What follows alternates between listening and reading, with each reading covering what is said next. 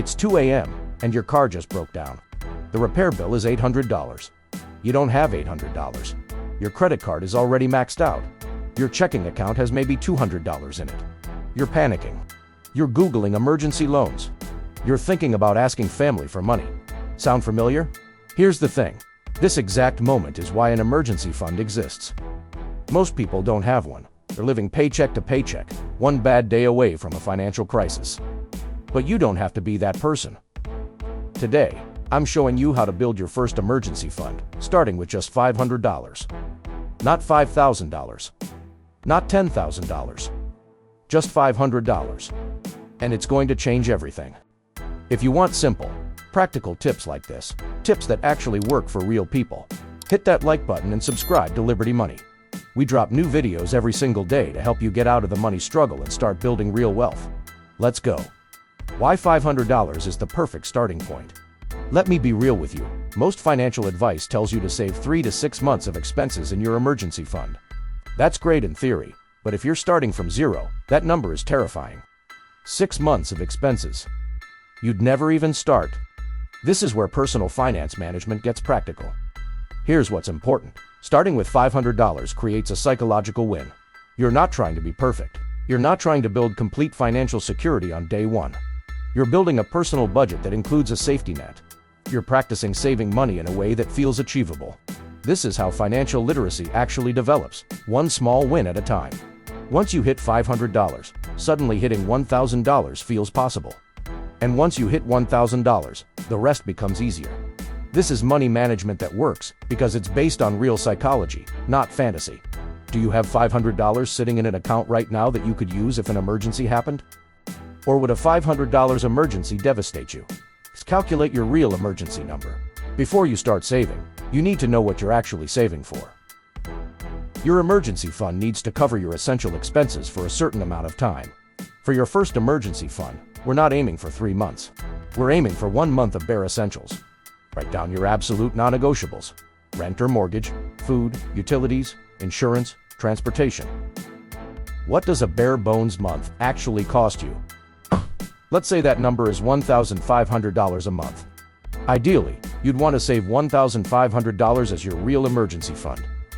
But remember, we're starting with $500 as your first step. This is budgeting for beginners. You're not trying to do everything at once. You're building a financial plan in sauce. Phase 1 is $500.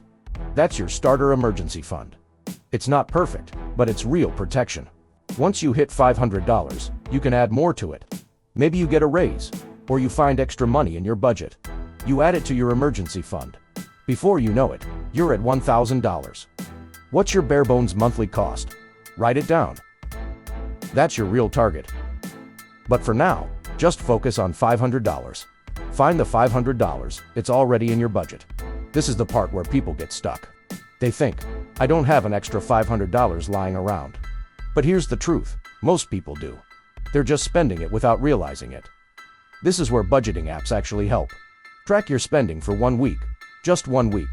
See where your money is actually going. You'll probably find surprises. Maybe you're spending $40 a week on food delivery instead of cooking. That's $160 a month.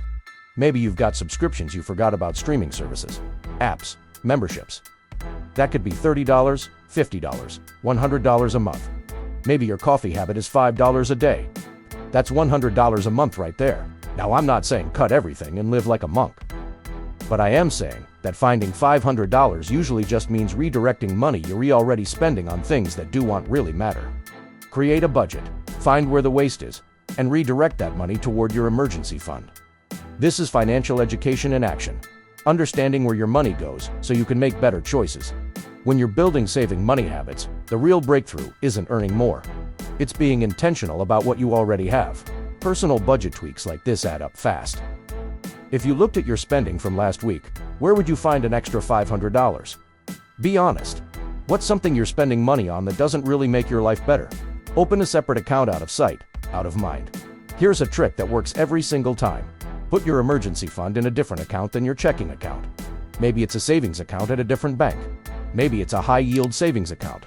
The key is that it's separate and slightly inconvenient to access. Why? Because out of sight is out of mind. If your emergency fund is sitting in your checking account, you'll spend it.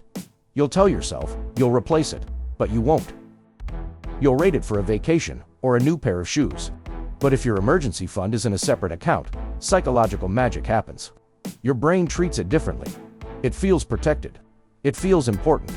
This is basic money management that actually works because it aligns with how humans actually behave. You're not relying on willpower. You're creating a system that works. Many banks offer free savings accounts, and some offer higher interest rates if you keep a minimum balance. That $500 could earn a little bit of interest while it sits there. So you're not just saving money, you're making your money work harder. This is personal finance management at its simplest but most effective. Which bank could you open a separate savings account with this week? One that makes it easy to save, but slightly inconvenient to withdraw. 5. Automate your emergency fund deposits. Remember earlier when I said the key to sticking with a budget is automation? The same applies here. Set up an automatic transfer the day you get paid. Maybe it's $50 a week. Maybe it's $115 twice a month. Maybe it's $250 at the beginning and middle of the month. The specific amount doesn't matter. What matters is that it's automatic. You set it and forget it. When you automate saving money, you remove the decision making. You don't have to remember to transfer money. You don't have to convince yourself that saving is important. The money just moves. This is how you build an emergency fund without it feeling like a sacrifice. Financial planning becomes effortless when the system does the work for you. You're not fighting yourself every paycheck. You're working with your own laziness and forgetfulness as a feature, not a bug. This is budgeting apps territory. Many let you set up recurring automatic transfers. But honestly, even your regular bank can do this. It takes 5 minutes to set up, and then it runs forever.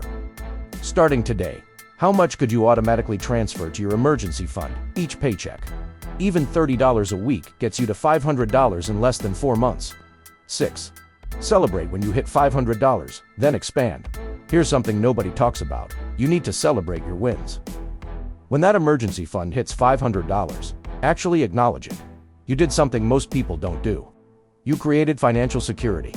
You built a personal budget that includes protection. You practiced saving money and proved to yourself you could do it. That's huge. Take a moment and feel good about it. Then, here's the plan for what comes next. You keep going. When you finally hit $500, how are you going to celebrate? What's one small thing you'll do to acknowledge that accomplishment? I want you to hear this. An emergency fund isn't a luxury. It's not something only rich people get to have. It's the difference between an emergency and a financial disaster. It's the difference between staying calm and panicking at 2 a.m. And here's the beautiful part, you can start today. Not when you get a raise. Not when things calm down. Not when you've got your whole life figured out. Today. Right now. Start with $500. That's it. That's your one job. Find the money. Open the account. Set up the automatic transfer. That's how you build wealth. That's how you get out of the money struggle. One small step at a time. You've got this. Tell me in the comments what's the biggest emergency that would devastate you financially right now if it happened today. Sometimes just admitting it helps. And if this video helped you understand why you need an emergency fund, make sure you hit like and subscribe to Liberty Money. We're dropping new content every single day to help you build financial literacy, emergency funds, and real wealth. Thanks for watching, and I'll see you in the next one.